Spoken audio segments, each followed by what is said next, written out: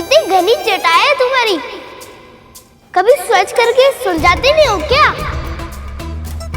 सत्य का ज्ञान केवल अंतरात्मा की आंखों से हो सकता है। मुझे मूर्ख समझते हो क्या? जिसे सत्य का ज्ञान होगा वो क्या गले में सर्प लेके घूमेगा? जानती हो जया विजय, महादेव ने जिस वासुकी को कंठ पर बिठाकर धारण किया हुआ है वो उनके कुंडलिनी शक्ति को पूर्ण तरीके से जागृत होने का प्रतीक है। और उसके साथ ही साथ मेरे प्रभु एक विषधर सर्प को अपने कंठ से लगाकर ये संदेश भी देते हैं कि कोई भी प्राणी बुरा नहीं होता यदि किसी विषधर को सच्चे हृदय से अपनाया जाए तो वो आपका एक सच्चा साथी भी बन सकता है। ये देखो मेरी माला बहुत सुंदर है ना, मेरी माँ ने दी है। और स्वयं देखो तुम्हारी माला कितनी रूखी सूखी विचित्र सी है। संसार का कोई भी आभूषण रुद्राक्ष से सुंदर नहीं हो सकता, क्योंकि वो मेरे प्रभु के प्रेम के प्रतीक हैं। जब सती रूप में मेरा उनसे विरह हुआ था तो मेरी स्मृति में उनकी आंखों से जो 2 आंसू गिरे थे वही रुद्राक्ष के बीज बने। और ऐसे आंसू रूपी रुद्राक्ष को अपना आभूषण बनाकर महादेव ने उसे संसार के लिए कल्याणकारी बना दिया। ये और श्रम क्यों पहना है? रिक्शा में ढंग के वस्त्र नहीं मिलते क्या?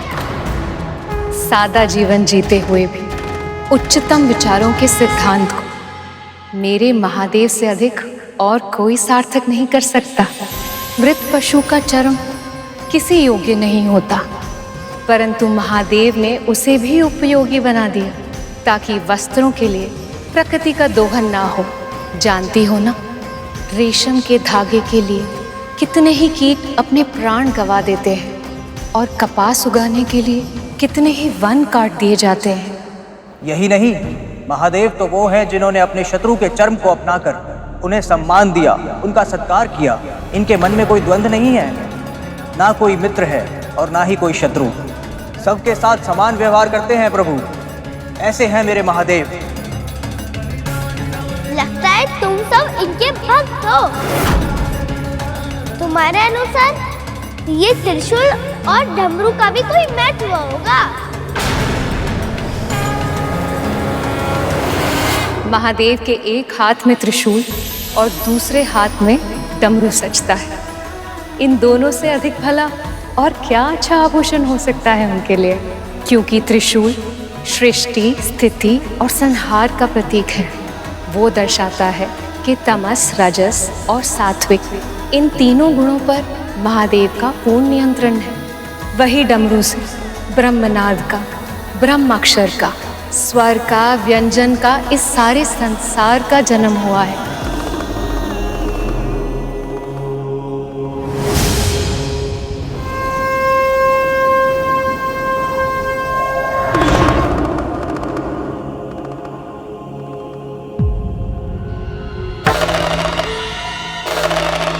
महादेव अपने तन को उस भस्म से सजाते हैं जो अनश्वर है। सब कुछ जल जाने के बाद जो बच जाती है वही है भस्म।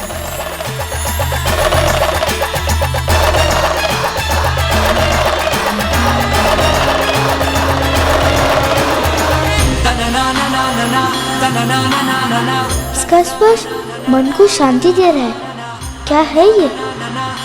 अब इस ना समझ के प्रभु के वास्तविक रूप का और महिमा का ज्ञान अवश्य होगा।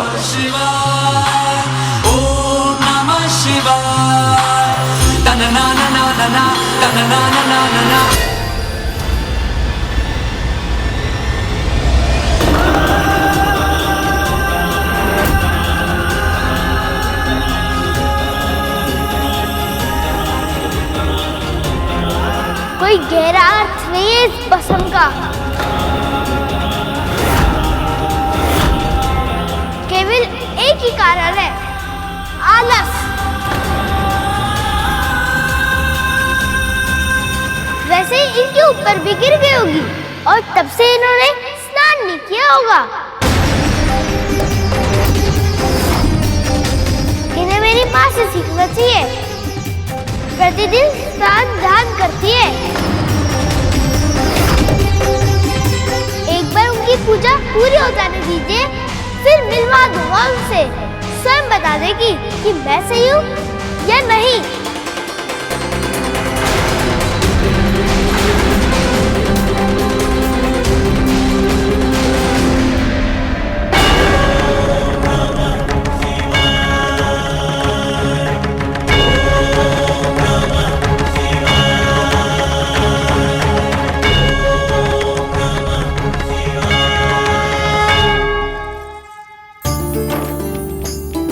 देवी, अब आप पूर्ण रूप से तैयार हो गए हैं।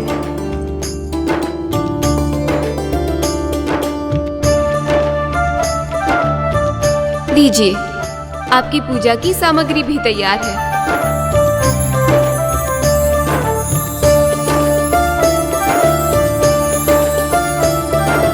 रुकिए, आपके बालों की ये एक लट ना बहुत ही हटी है, इसे मैं सही कर देती हूँ। बस बस बस करो जय विजया, महादेव आते ही होंगे। प्रवेश करते ही यदि उनकी आंखों ने मुझे नहीं देखा तो वो निराश हो जाएंगे। उनके आने से पहले मुझे पूजा भी समाप्त करनी है। अब जाओ। चलो। कितने प्रसन्न होंगे प्रभु जब उनकी अपने पुत्र से प्रथम भेंट होगी।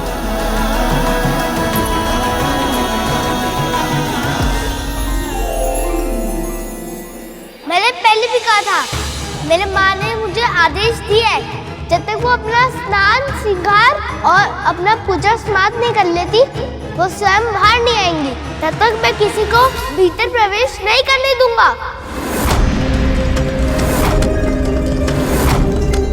और मेरे लिए उनके आदेश सर्वोपरि है।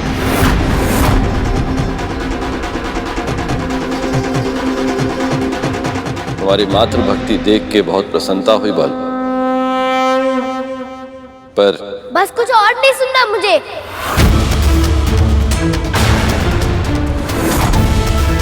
केवल सुनाना है अपना निर्णय कि किसी भी मूल्य पर मैं तुम्हें भीतर नहीं जाने दूंगा। ऐसे कैसे नहीं जाने दोगे? बलपूर्वक जाएंगे हम। इतना साहस! लगता है मेरे इस हाथों के डंडे पर अभी तक तुम्हारी दृष्टि नहीं पड़ी।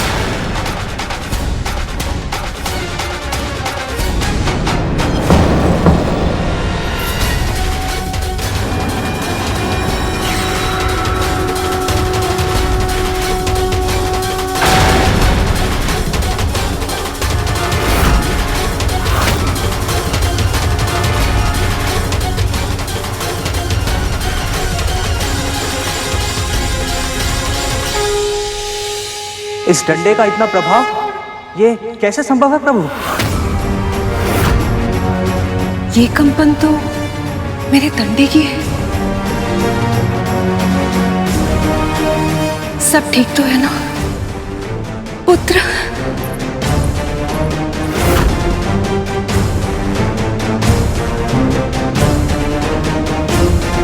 इस तरह घूर के देखने से भयभीत नहीं हूँगा मैं। मैंने कह दिया ना, माँ का आदेश है, इसलिए मैं किसी को भी उनकी दिनचर्या में बाधा नहीं डालने दूंगा।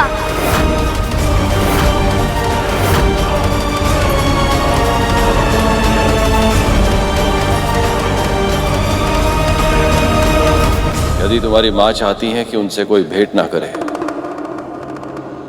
तो ऐसा ही होगा।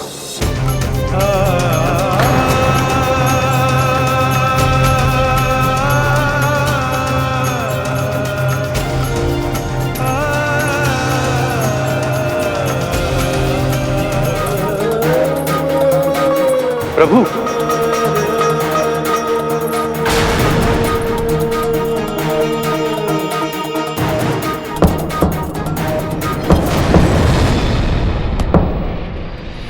पार्वती अच्छा, तो इस डंडे को जमीन पर पटकने से कंपन आई थी। मेरा पुत्र बिल्कुल भैया विष्णु के अवतार कृष्ण के भांति ही नटखट है, ठीक वैसा जैसा मैं चाहती थी। बालक भरमा प्रेम लुटाती, प्रथम देवता जग में उसे बनाती। हाँ, प्रथम देवता जग में उसे बनाती। बड़ा उपयोगी शस्त्र है भाई। कुछ देर अवश्य लगी, पर अंत में मुझसे भयभीत होकर मेरी बात मानकर वो वापस लौट गए। अच्छा हुआ माँ की पूजा में कोई विघ्न नहीं आया।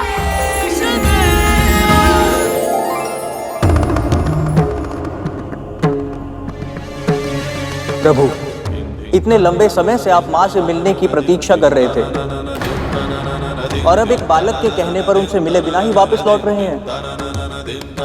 प्रभु, आपको तो उसे दंड देना चाहिए। हाँ प्रभु, हम सबने इतना समझाया, पर हमारी बात माननी तो दूर, उसने सुनी तक नहीं। इतनी कम आयु में उसमें इतना अभिमान है, तो भविष्य में उसका व्यवहार कैसा होगा प्रभु?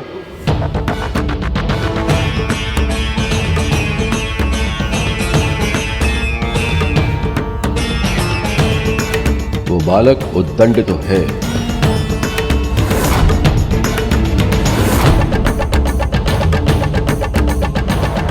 जिस समय नंदी, श्रृंगी और अन्य सभी शिवगण महादेव के रौद्र रूप को जगाने का प्रयास कर रहे थे, वहीं मां पार्वती शिवलिंग पर जल चढ़ाकर महादेव के शांत रूप को पूज रही थी। और इसका आभास महादेव को भी हो गया था। मैं प्रतीक्षा करूंगा।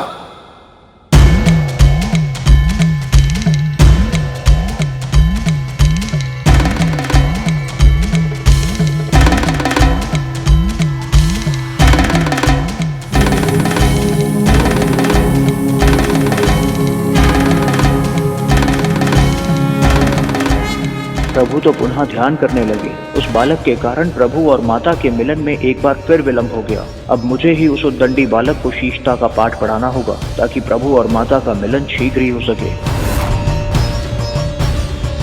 इतना सब कुछ हो जाने के बाद भी महादेव को क्रोध क्यों नहीं आया गुरुदेव? वो स्वयं को शांत कैसे रख पाए? महादेव का रुद्र रूप उनके संपूर्ण व्यक्तित्व का एक अंश भी नहीं है,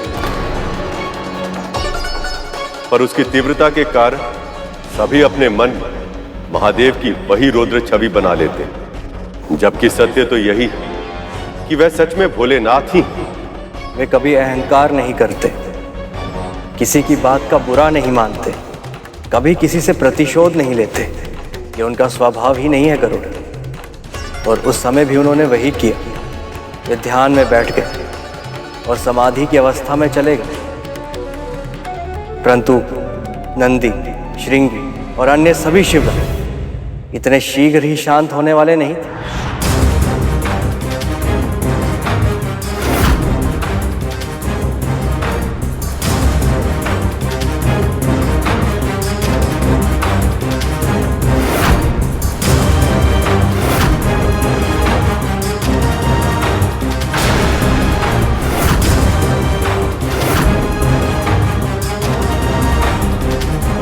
प्रभु को कहाँ छोड़ा है तुम सब? बालक, तुम्हारी उद्दंडता अब सीमाएं तोड़ रही है। यदि अपनी माँ की आज्ञा पालन करना उद्दंडता है, तो ये उद्दंडता मैं अवश्य करूँगा। देखता हूँ क्या बिगाड़ता हूँ तुम सब मेरा। सावधान बालक, तुम हमारे प्रभु को नहीं जानते। वो शिव हैं, शिव, देवों के देव महादेव। इनका क्रोध बहुत भयंकर होता है। ना तो मैं उनके क्रोध से भयभीत हूँ और ना तो उसकी भयंकरता से। भयभीत होने की आवश्यकता है बालक। जब अहंकार बुद्धि पर हावी हो गया था और वह चालता विवेक पर भी, तब उन्होंने ब्रह्मा जी का शीश काट दिया था। ऐसे है हमारे महादेव।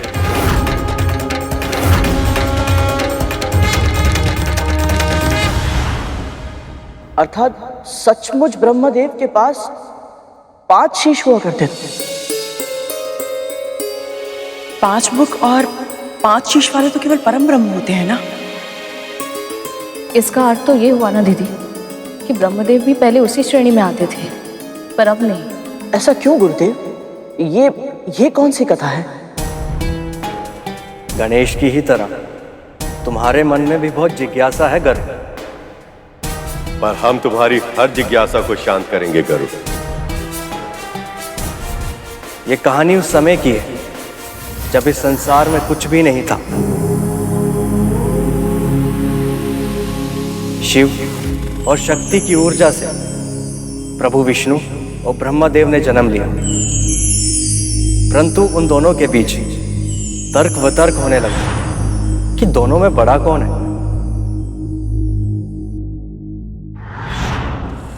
सृष्टि का सृजन करता हूं मैं, और सृजन से ही सब कुछ आरंभ होता है, और मेरे बिना ना सृष्टि का अस्तित्व होता ना जीवन। इसलिए मेरा महत्व अधिक है। मैं ही बड़ा हूं, सबसे बड़ा हूं मैं। आप अपनी कल्पना से जो रचते हैं, मैं उसे संचालित करता हूं। मेरे बिना सृष्टि का संतुलन संभव ही नहीं है, और बिना संतुलन के विनाश होने में तनिक समय नहीं लगता। इसलिए मेरा महत्व अधिक है। आप भ्रम में हैं। आप सत्य पहचानिए। यदि मैं सृजन न करूं तो क्या संचालित करेंगे आप? और मैं संतुलन न बनाऊं तो आपके सृजन को नष्ट होने में कितना समय लगेगा? मेरा कार्य अधिक महत्वपूर्ण है, और मेरे कार्य के बिना आपका कुछ भी करना महत्वहीन है।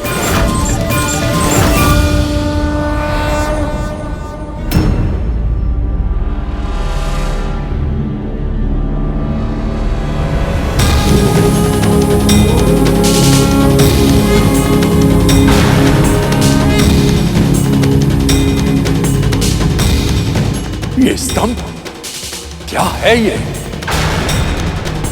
ऐसा लगता है जैसे किसी दिव्य शक्ति का रूप हो। फिर भी ना तो इसका रूप है, ना ही रंग, और ना ही आकार।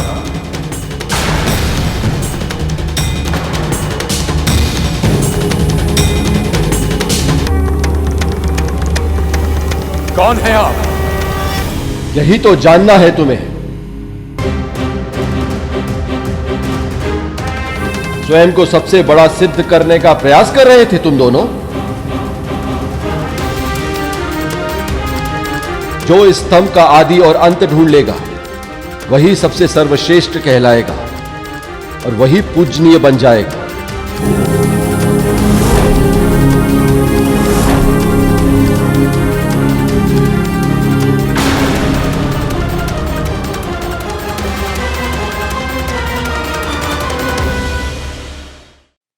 ब्रह्मदेव हंस पर बैठकर ऊपर की ओर जाने लगे, और प्रभु विष्णु वरा बनकर नीचे की ओर। किंतु सहस्त्रों वर्षों तक निरंतर चलने के बाद भी न उन्हें महालिंग का आदि मिला और ना ही अंत। तब वो थक हार कर वापस लौटने लगे। वे दोनों ही शर्त हार गए थे, परंतु ब्रह्मदेव और प्रभु विष्णु जब महादेव के पास पहुंचे तो ब्रह्मदेव ने महादेव से झूठ कह दिया।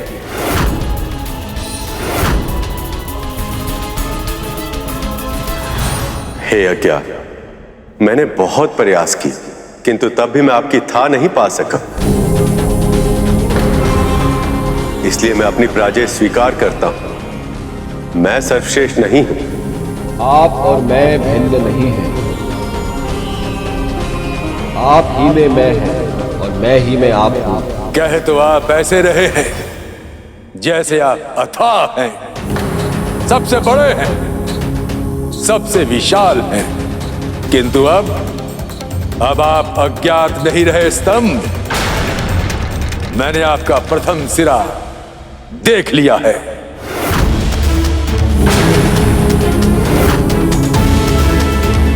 यह सत्य नहीं हो सकता। जानता था मैं कि आप मेरी महानता स्वीकार नहीं कर पाएंगे, इसलिए मैं अपने साथ साक्षी लेकर आया। केतकी,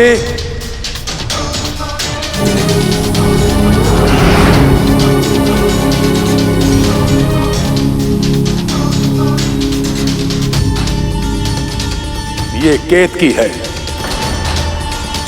वो भूत जिसने स्तंभ का ऊपरी सिरा देखते हुए मुझे देखा था, सबसे ऊपर।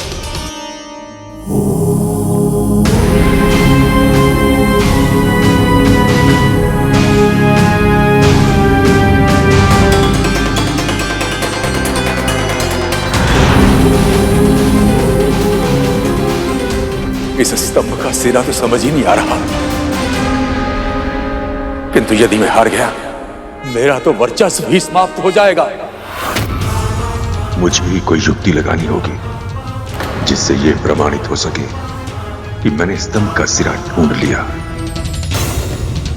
केतकी,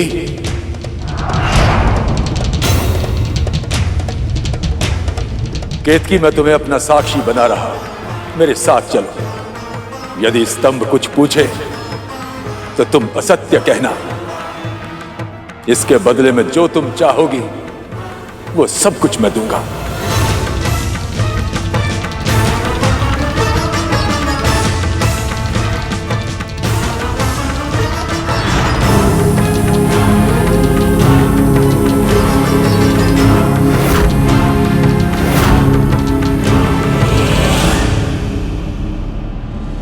ये कैसे संभव है? नारायण ने सत्य कहा, इसलिए ये सर्वत्र पूजे जाएंगे। हर काल में हर स्थान पर विष्णु की पूजा की जाएगी और मेरे आराध्य भी होंगे, क्योंकि सर्वशक्तिमान होकर भी इन्होंने अपना अहंकार त्याग कर अपनी हार स्वीकार की। पर ब्रह्मदेव ने अपना अहंकार नहीं त्यागा और सर्वश्रेष्ठ तथा पूजनीय बनने के लालच में इन्होंने आज सत्य भाषण किया, इसलिए आज से इनकी पूजा वर्जित होगी। और केतकी, तुमने झूठा साक्ष्य प्रस्तुत किया है, इसलिए आज के बाद तुम्हारा प्रयोग कभी किसी पूजा में नहीं किया जाएगा।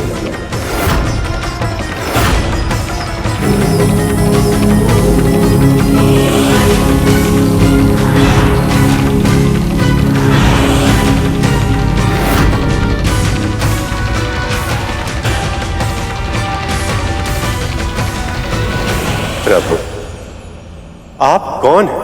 सबसे बड़ा हूं मैं, केवल मैं, क्योंकि मेरा ना आदि है ना अंत। मैं हूं महाशिव।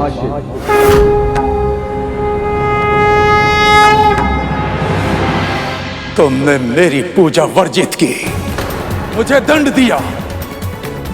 ये अधिकार तुमको किसने दिया? स्तंभ, स्वयं को बड़ा कहते हो।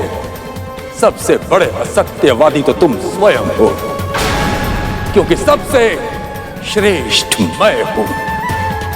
मैं हूं सबसे बड़ा, पर ब्रह्म हूं मैं। 5 शीश हैं मेरे, तुम्हारे कितने? बोलो, कौन हो तुम? अपना सगुण स्वरूप प्रकट करो।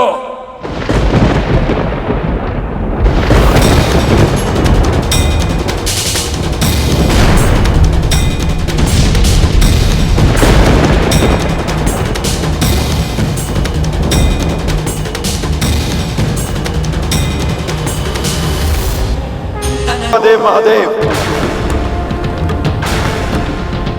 एक क्षण के लिए अपना अपमान सह सकता हूं मैं, परंतु तुम्हारा अभिमान भंग करना भी आवश्यक है ब्रह्मदेव।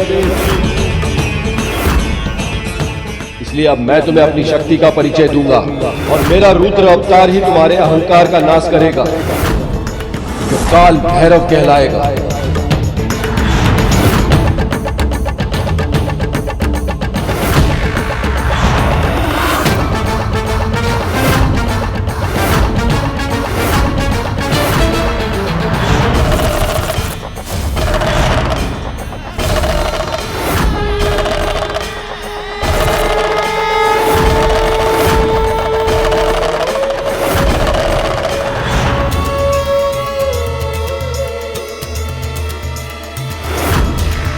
मैं हूं काल भैरव, अहंकार का भक्षण करता हूं मैं। वही अहंकार तुम्हारे भीतर प्रचुर मात्रा में भरा है और सृष्टि के जनक को अहंकार शोभा नहीं देता। उसी अपराध का दंड दूंगा तुम्हें मैं।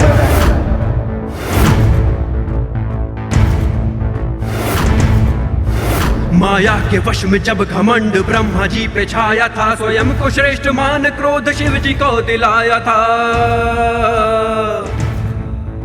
तब काल के समान रूप काल भैरव का लिया और काट के सर पांचवा ब्रह्मा जी का पृथक किया।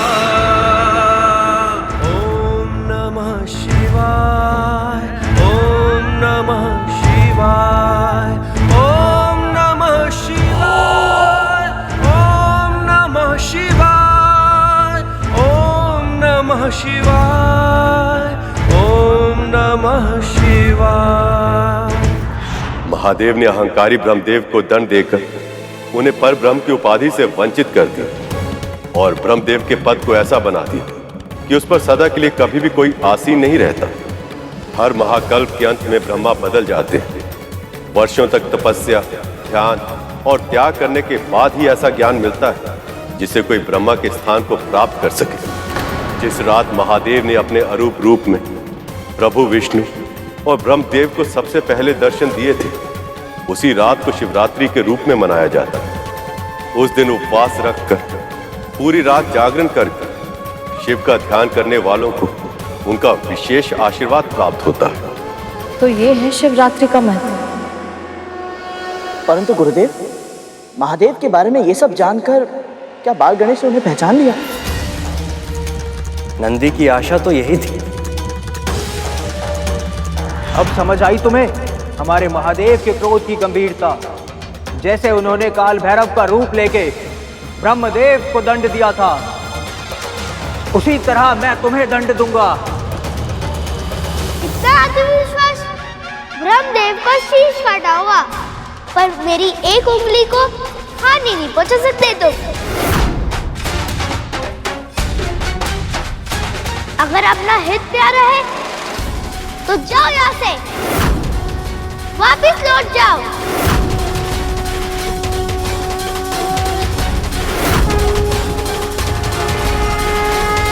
प्रभु, कल्पना करना भी कठिन है कि कोई बालक इतना मनमोहक हो सकता है। सखी के शक्ति से जन्म लिया है उसने। जितना रूपवान है उतना ही नटखट भी है। ऐसा कि जिसे एक बार देखते ही मन में स्नेह की धारा सहज ही फूट जाए। प्रभु, आप जानते हैं, अपने माँ के लिए उसकी एकनिष्ठ भक्ति अतुलनीय है। कैलाश में अब कोई ऐसा होगा जो सखी की बातों को बिना कहे ही समझ जाए। कोई ऐसा जो महादेव से अधिक सखी की आज्ञा का पालन करे। देवी, कौन किसकी आज्ञा कितनी अधिक मानता है, ये किसी प्रतियोगिता का विषय नहीं हो सकता। इससे किसी का हित नहीं होगा। पर यदि इस बालक ने अपना हट नहीं छोड़ा तो ना जाने किस समस्या को आमंत्रित कर लेगा। जो भगवान के सामने होकर उनकी महानता का वर्णन सुनने पर उन्हें पहचानने के लिए तैयार ना हो, उसका कल्याण संभव नहीं। उस बालक के कड़वे वचनों और अभिमान भरे व्यवहार से सभी गणों को भीषण क्रोध आ रहा था।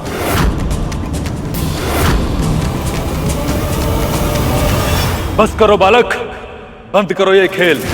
तुमने ना केवल नंदी जी का अपमान किया है, बल्कि स्वयं महादेव का अपमान किया है तुमने। महादेव तो जगत के पिता है। वो किसी के भी पिता हो, उससे मुझे क्या? मैं उनके लिए नहीं, सारे जगत के लिए अपना वचन नहीं तोड़ूंगा।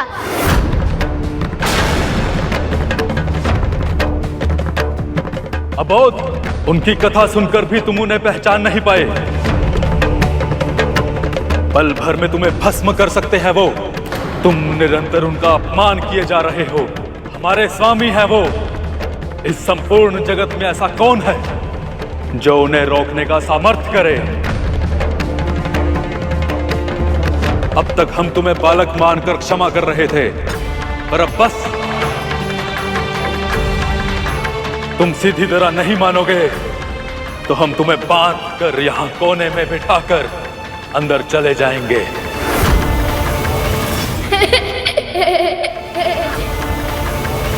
ओहो, कितना बोलते हो तुम सब। साहस है तो करके दिखाओ।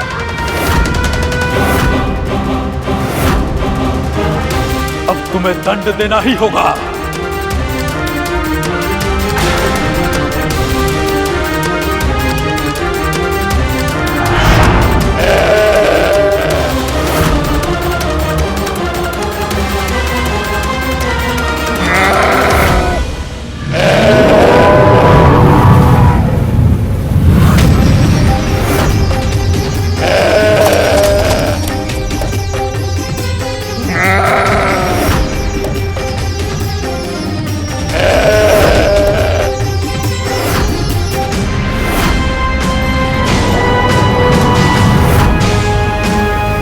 सामने से हट जाओ बालक।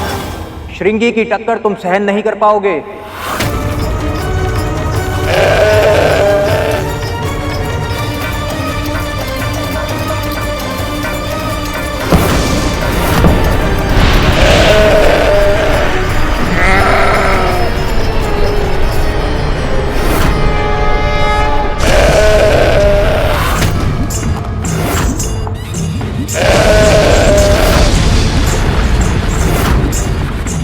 ये कैसे संभव है?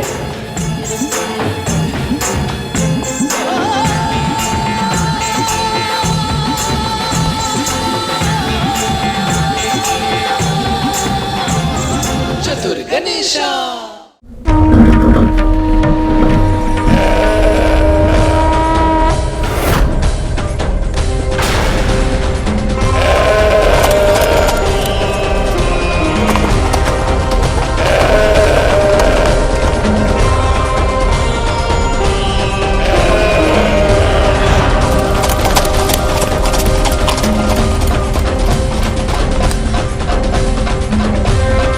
ये बालक तो शिवगण से ही युद्ध करने लगा। कहीं इसके क्रोध से महादेव क्रोधित होकर अपनी तीसरी आंख न खोल दे।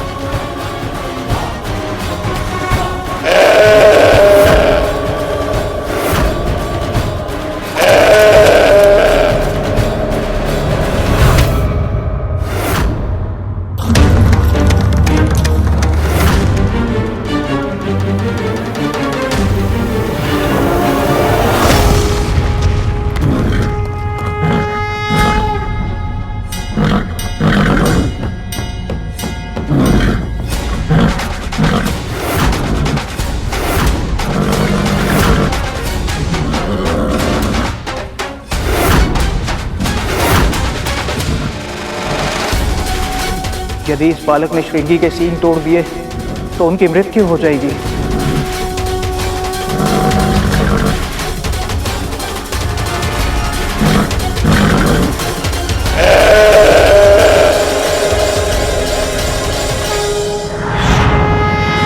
हे नारायण। फिर क्या हुआ गुरुदेव?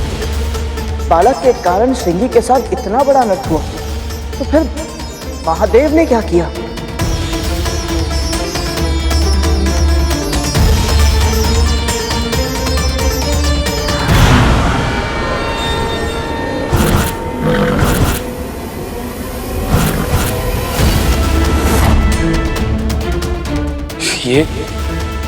ये आभास कैसा?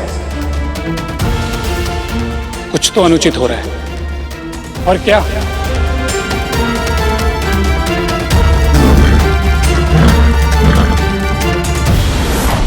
श्रृंगी एक बालक के साथ जूझ रहा है।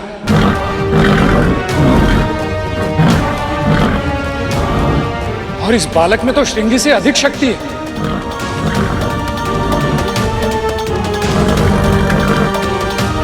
मां पार्वती और महादेव दोनों ही समाधि में। ऐसे में कौन रोक सकता है इस बालक को? इसका तो एक ही है कि कुछ बहुत बड़ा अनर्थ होने वाला है। किसी को तो रोकना होगा इसे। नारायण नारायण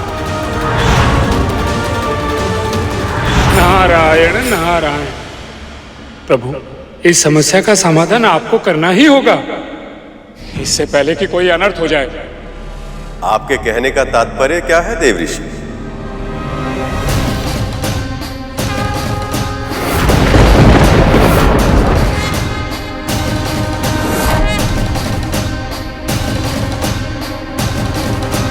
क्या माँ पार्वती का पुत्र सच में बहुत विशेष है?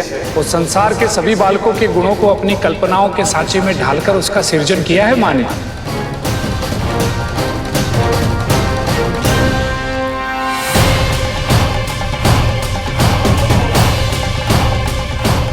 श्रृंगी के प्राण उसके सींगों में होते हैं। अगर बालक ने बलपूर्वक उसके सींग को उखाड़ फेंका तो उसके प्राण चले जाएंगे। और यदि उसके प्राण चले गए तो न जाने महादेव क्रोध में आकर क्या करेंगे इस बालक का।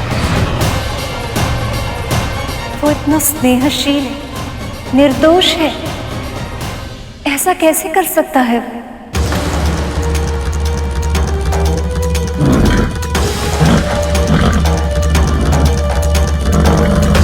बस, अब बहुत उद्दंडता कर चुके तुम। मैं तुम्हें चेतावनी देता हूं बालक, इसे क्षण श्रृंगी को छोड़ दो।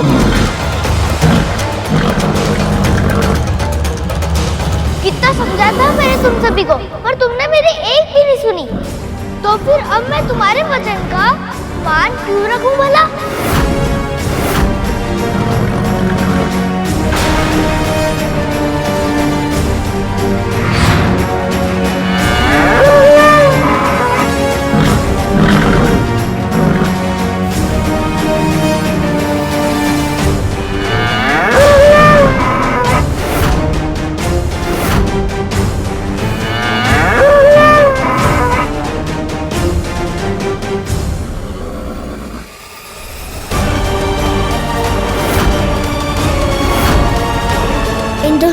एक साथ कैसे रहूंगा मैं?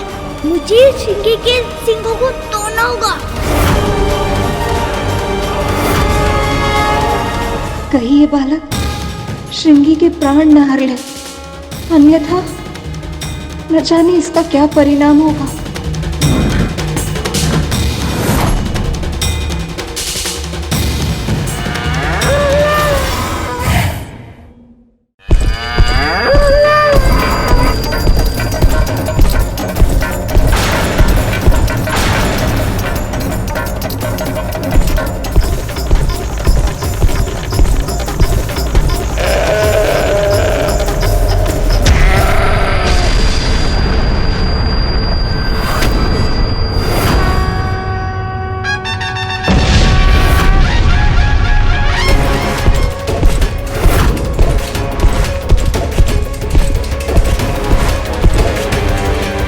ये सारी घटनाओं से यही सिद्ध होता है कि जो मुझे आभास हुआ था वो सत्य में घटित होने वाला है।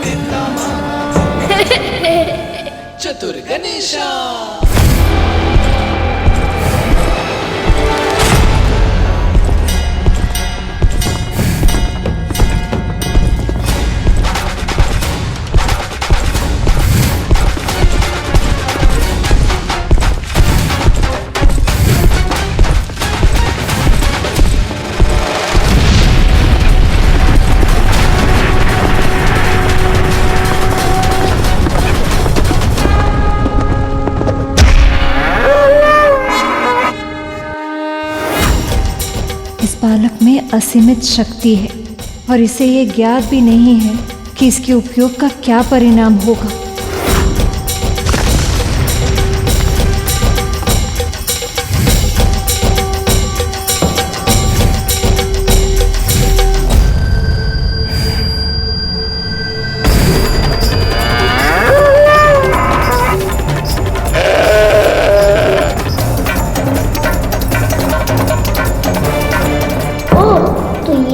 मिलकर मुझ पे वार करने की योजना बना रहे हैं।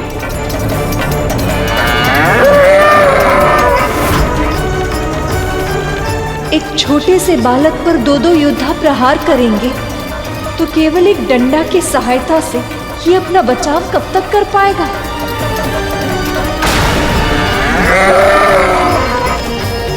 प्रभु, नंदी और श्रृंगी ऐसा कैसे कर सकते हैं? महादेव के ये दो गण सात्विक प्रवृत्ति के धर्म का पालन करने वाले प्राणी हैं देवी। वो अकारण ही कभी किसी पर आक्रमण नहीं करते, पर महादेव को कैलाश में प्रवेश करने से रोककर उनकी बात सुने बिना, कारण जाने बिना ही उनका अनादर करना अनुचित है। और श्रृंगी और नंदी ऐसे भक्त हैं कि वे अपना अपमान तो सह सकते हैं, किंतु अपने आराध्य प्रभु महादेव का कभी नहीं।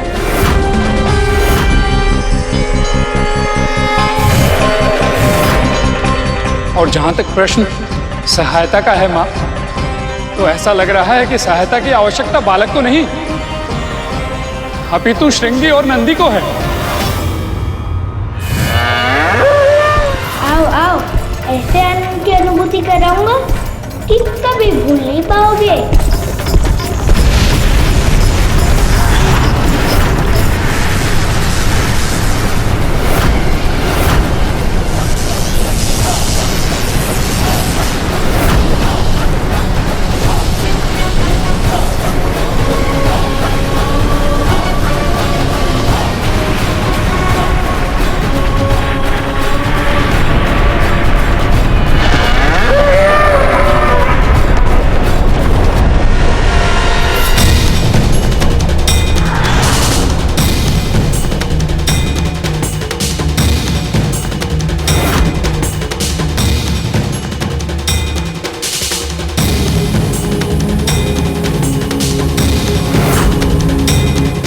कौन है ये बालक?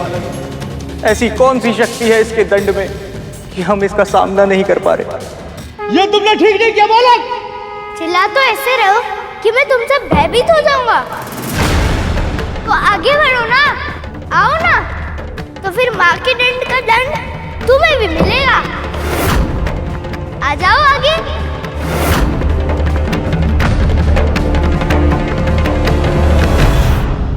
बालक की लाठी में माँ ललिता की शक्ति थी और उस महान शक्ति के सामने संसार की बड़ी से बड़ी शक्ति असहाय हो जाती है। उस शक्ति का सामना तो बड़े से बड़े देवता के लिए भी कठिन होता। तो फिर श्रृंगी और नंदी के लिए तो ये असंभव ही था। तूने सत्य कहा करो। इतने वर्षों बाद आप समझ पाई हो कि तू जैसा है वैसा क्यों है, क्योंकि तेरे भीतर तेरी मां की तपस्या की शक्ति है और उसी शक्ति के प्रभाव के कारण तुझे पराजित करना असंभव नहीं, किंतु हाँ कठिन अवश्य है। किंतु मैं ये पहचान ही नहीं पाई। अपने अभिमान में ये सोचती रही कि तुझे दास बनाकर नियंत्रित कर सकती हूं मैं। कितनी बड़ी मूर्ख हूं मैं। लोगों को ज्ञात हो जाता है कि उन्होंने क्या भूल की, किंतु ये बालक को ज्ञात नहीं था और इसीलिए वो अभी शिव गणों को चुनौती दे रहा था। तुम सब कहते कि मुझे बांध लोगे, बल से भीतर प्रवेश कर लोगे। यदि मैंने तुम्हें रोकने का प्रयास किया तो तुम्हारे स्वामी तो बहुत क्रोधित हो जाएंगे ना, और मुझे भस्म कर देंगे। एक बालक से पराजित होकर मन विचलित हो गया।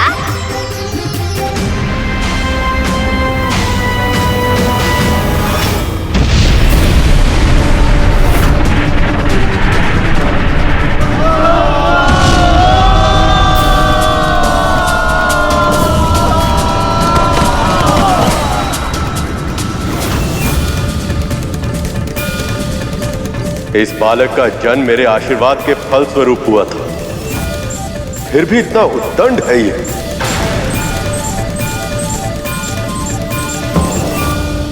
हाँ स्वामी, इस बालक के व्यवहार से तो मैं भी चकित हूँ। इतना समझाने पर भी इसे आभास क्यों नहीं हो रहा कि माँ का आज्ञा का पालन का अर्थ ये नहीं कि दूसरों का अनादर करे। परंतु गुरुदेव, मैं समझ नहीं पा रहा कि वो बालक तो माँ पार्वती से उत्पन्न हुआ था, तो फिर वो इतना उद्दंड और अभिमानी क्यों था?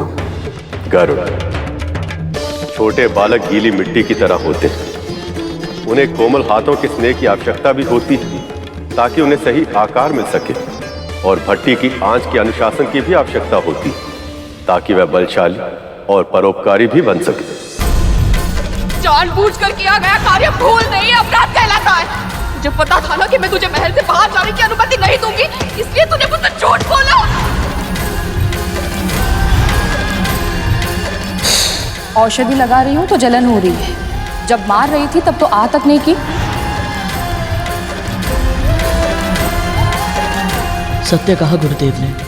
माँ ने भी बहुत अनुशासन के साथ प्यार और डांट दोनों का पालन करके ही मुझे इस लायक बनाया।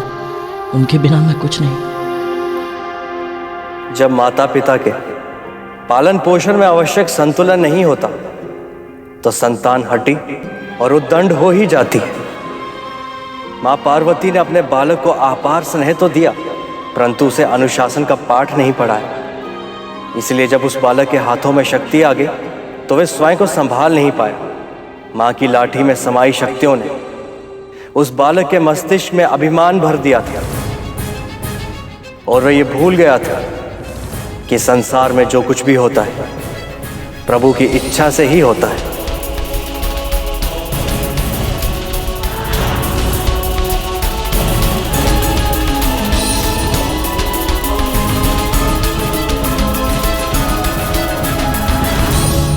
अपने पुत्रों का पालन पोषण करने में यही भूल की थी मैंने। जब जब करुण को डांटते फटकारते हुए विंता को देखती तब तब यही सोचती मैं, कितनी निर्दयी माँ है ये। किंतु आज समझ में आया कि वो कितनी सही थी। मैंने अपने पुत्रों को केवल प्रेम दिया, उनके मन की गीली मिट्टी में असीमित महत्वाकांक्षा के बीज बोए, किंतु अनुशासन के जल से सींचना भूल गई। संतुलन का पाठ ही नहीं पढ़ाया मैंने उन्हें, और इसलिए मेरे पापों का दंड मेरे पुत्रों को भोगना पड़ा।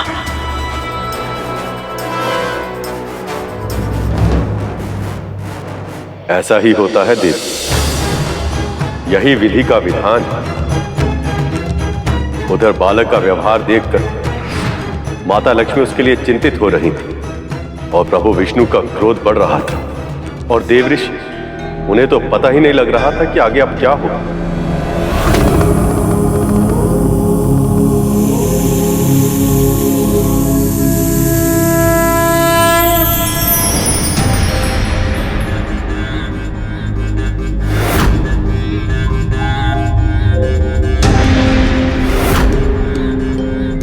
बहुत देर से इस बालक को देख रहा हूं मैं। अब समय आ गया है कि कोई इसे भय का अर्थ सिखाए। अब तो आप ही ये प्रयास कर सकते हैं महासर्प। बस इसके बहुत निकट मत जाइएगा, इसके दंड से बहुत पीड़ा होती है सर्वश्रेष्ठ। चिंता मत कीजिए, मेरा महाविशाल रूप इस बालक को भयभीत करने के लिए पर्याप्त होगा।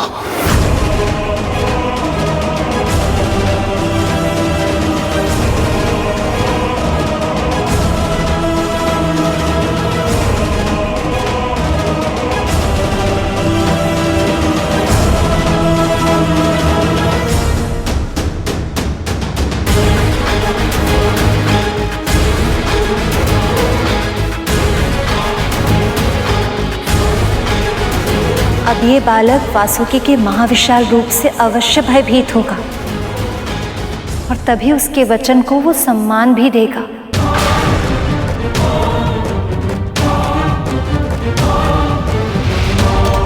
मैं आशा करता हूं कि ऐसा ही होगा देवी, अन्यथा परिणाम बहुत बुरा होगा। अज्ञान और अभिमान के कारण कहीं ये बालक अपना ही अहित न कर बैठे। बस मुझे ज्ञान देने का प्रयास करके अपना और मेरा समय व्यर्थ मत करो।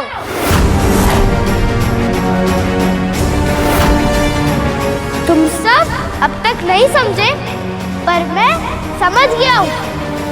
जो दंड के योग्य होते हैं वो फल खिलाने से नहीं मानते।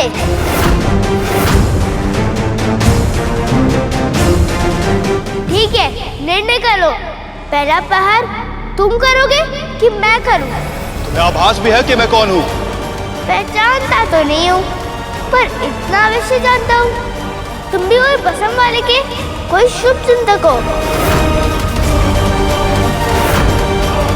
वैसे प्रसन्नता तो करनी चाहिए। कुछ तो बात है उस जटाधारी भिक्षुक बाबा में। इतनी सारी योद्धाओं को अपनी जटाएं से बांध कर रखा है उन्होंने।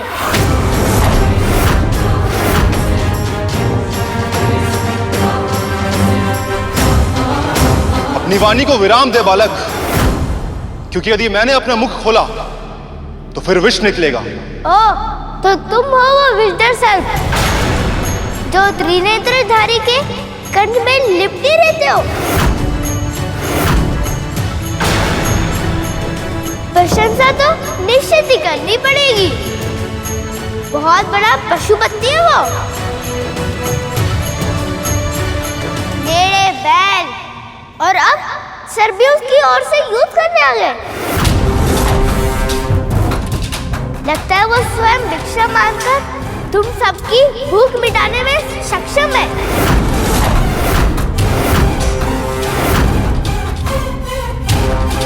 नहीं तो ऐसी स्वामी भक्ति कहाँ से आती? नारायण नारायण, ये तो महादेव की निंदा करते करते उनका गुणगान करने लगे।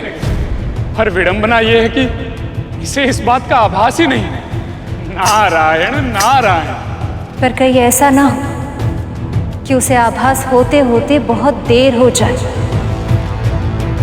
वासुकी का विष बड़े बड़े असुरों के लिए प्राणघातक है। ये तो केवल एक छोटा सा बालक है जिसे अब दंड की आवश्यकता है। बस वासुकी ये स्थिति संभाल, अन्यथा मुझे हस्तक्षेप करना होगा देवी।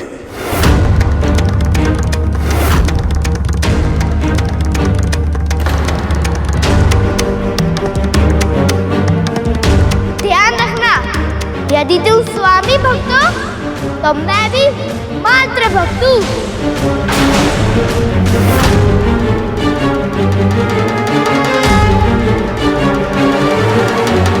इसलिए हिचकाते हो तो लौट जाओ, और युद्ध चाहते हो तो आगे आओ।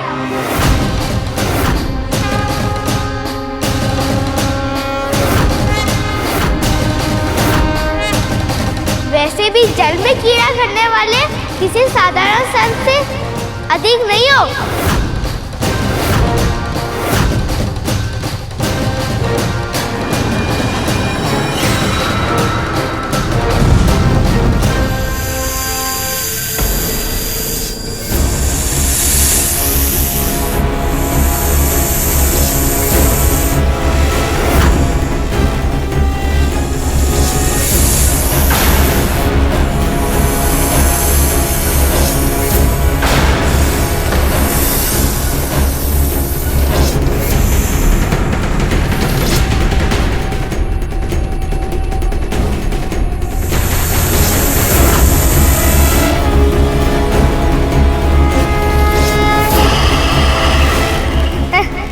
बढ़ चुका आकर या भी और बढ़ाना है?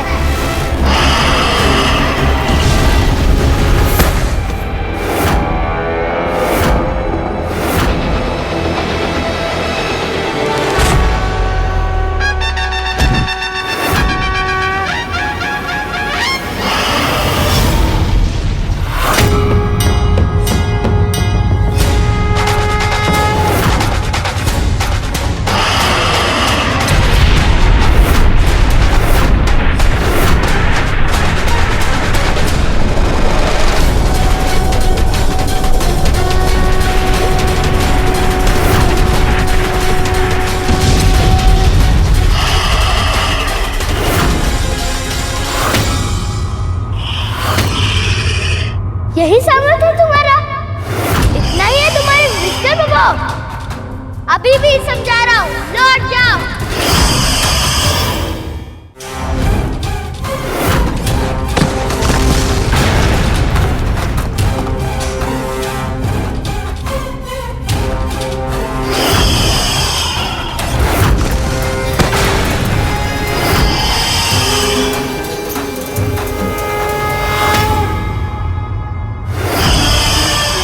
है सर, तो पूरी क्षमता के साथ आक्रमण करो।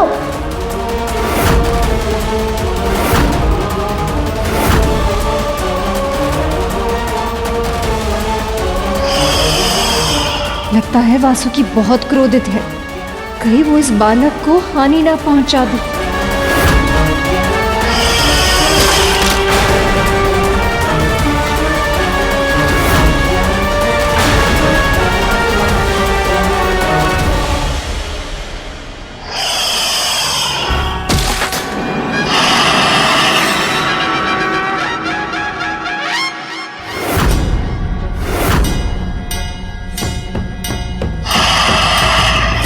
बहुत बोल रहा था ये तुम्हारा मुख, अब हुआ ना मन।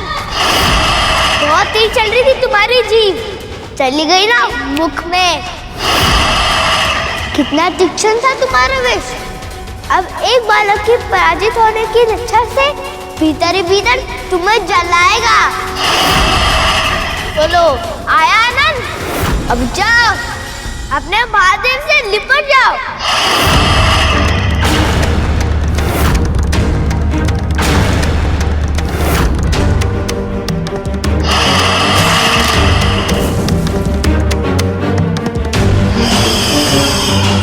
विष तो ठीक है तुम्हारा, लक्ष्य भेजने में बहुत ही कच्चे हो तुम।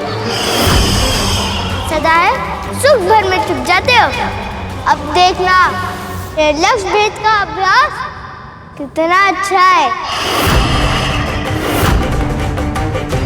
यदि इस बालक ने वासुकी को कोई नुकसान पहुंचाया या अपनी उदंडता पर नियंत्रण नहीं रखा तो मुझे स्वयं उसे इसका दंड देने जाना होगा, जो इस संसार और अन्य देवताओं के लिए योग्य नहीं होगा।